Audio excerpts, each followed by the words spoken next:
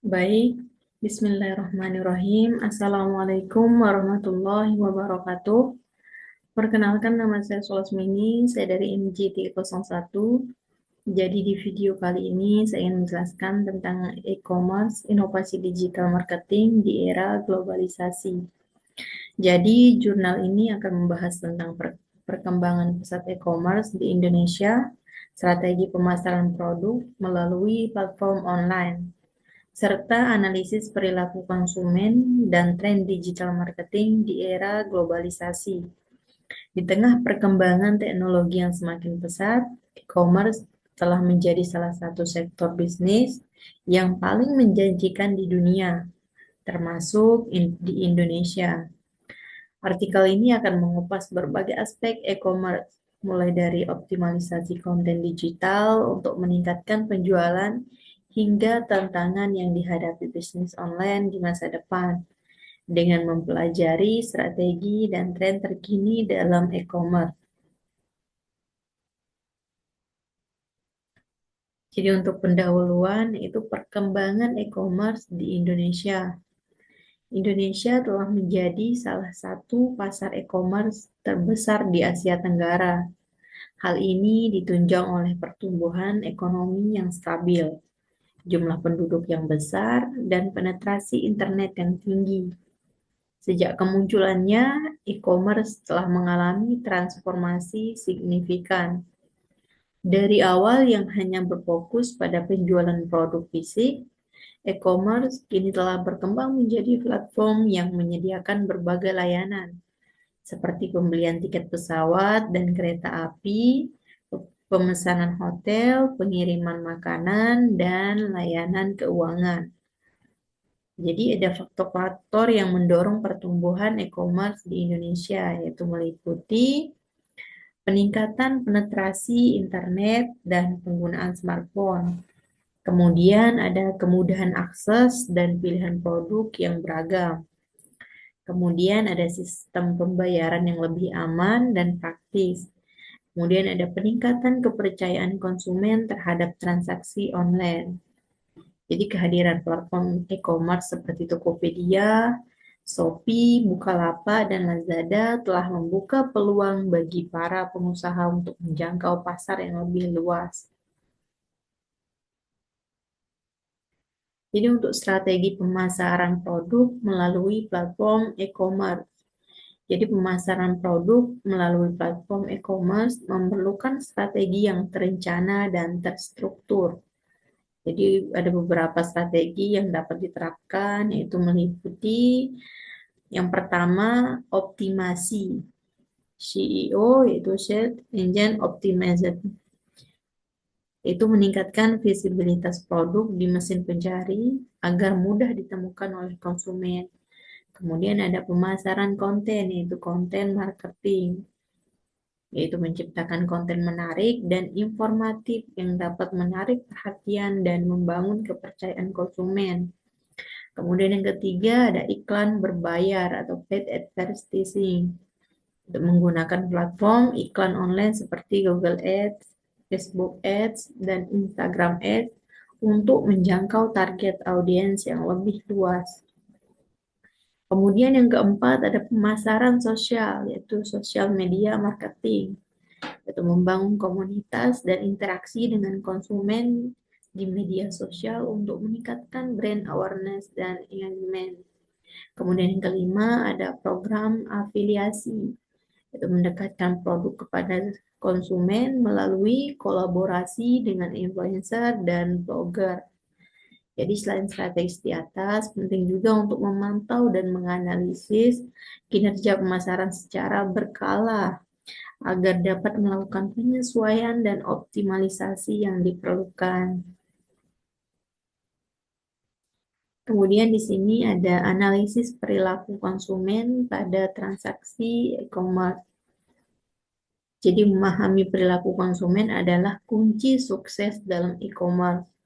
Analisis perilaku konsumen dapat memberikan insight yang berharga untuk pengembangan strategi pemasaran yang lebih efektif. Beberapa faktor yang perlu diperhatikan dalam analisis perilaku konsumen di e-commerce meliputi yaitu ada demografi, tentang usia, jenis kelamin, lokasi, dan tingkat pendidikan konsumen. Kemudian ada psikologi, yaitu motivasi, nilai, dan persepsi konsumen terhadap produk dan brand. Kemudian ada perilaku belanja, riwayat pembelian, frekuensi pembelian, dan nilai transaksi. Kemudian yang terakhir ada interaksi online, yaitu aktivitas browsing, penggunaan media sosial, dan interaksi dengan website dan aplikasi e-commerce. Dengan memahami perilaku konsumen, bisnis e-commerce dapat melakukan segmentasi pasar, menargetkan kampanye pemasaran yang lebih tepat sasaran, dan memberikan pengalaman belanja yang lebih personal. Kemudian di sini ada optimalisasi konten digital untuk meningkatkan penjualan.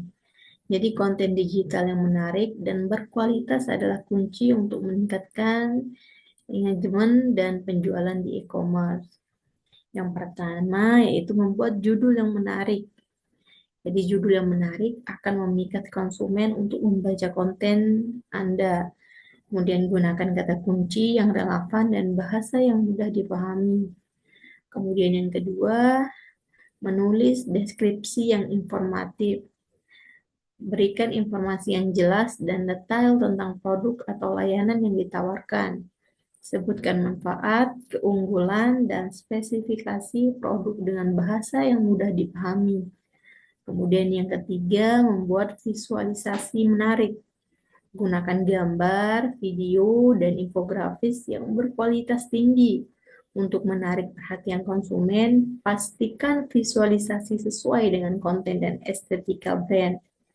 Kemudian yang terakhir ada membangun kepercayaan.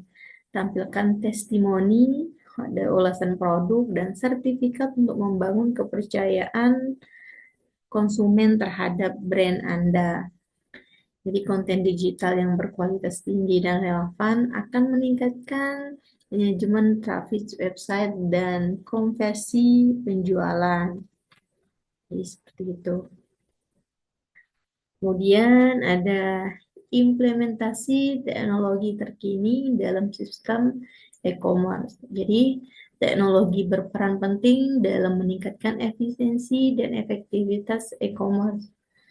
Beberapa teknologi terkini yang dapat diterapkan itu meliputi ada artificial intelligence, itu AI, digunakan untuk personalisasi pengalaman belanja, optimasi konten, dan deteksi penipuan. Kemudian ada big data analysis, yaitu menganalisis data pelanggan untuk memahami perilaku belanja, meningkatkan strategi pemasaran, dan meningkatkan layanan pelanggan.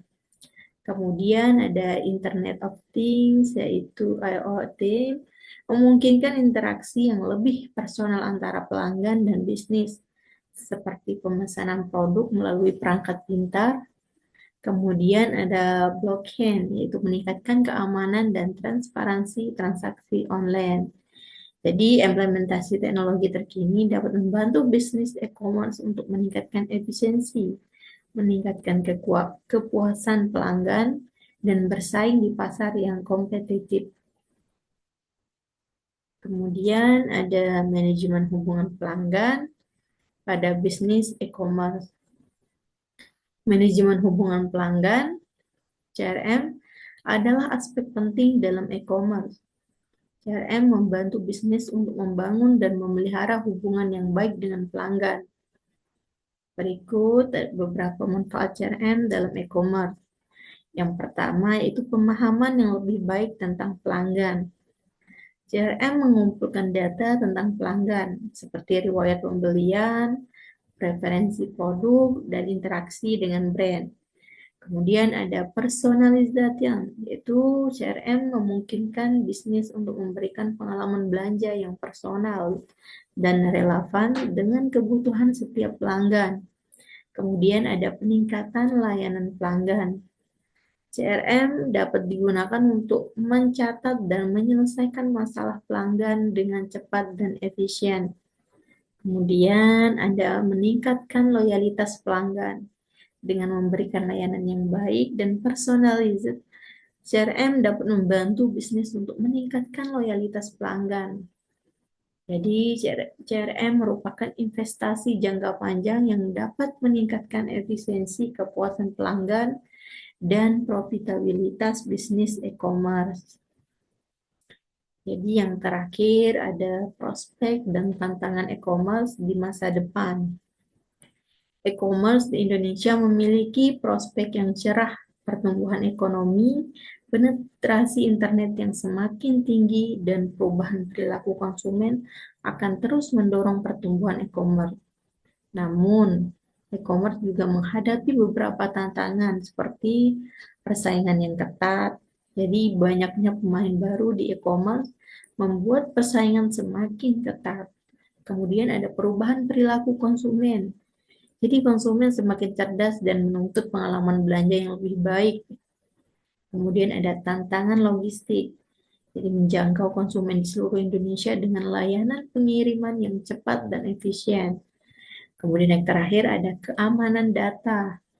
Jadi melindungi data pelanggan dari ancaman kejahatan siber.